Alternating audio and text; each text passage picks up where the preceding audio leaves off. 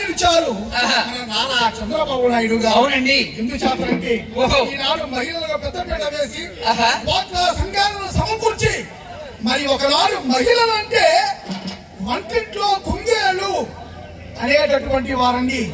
ఎందుచేత మహిళలంటే సముచిత స్థానం కల్పించేవారు కాదు, వారు వంట చేసుకునేవారు, వంటింట్లో కుందేలు అనేటటువంటి వారు. మరి అటువంటి మహిళలను ఈనాడు యాక్టర్లుగా, డాక్టర్లుగా, కండక్టర్లుగా, కలెక్టర్లుగా, మంత్రులుగా, ముఖ్యమంత్రులుగా, పారిశ్రామికవేత్తలుగా, ప్రధానమంత్రిగా, రాష్ట్రపతిగా ఉన్నత పదవులు అధిరోహిస్తున్నారు మన మహిళా లోకం.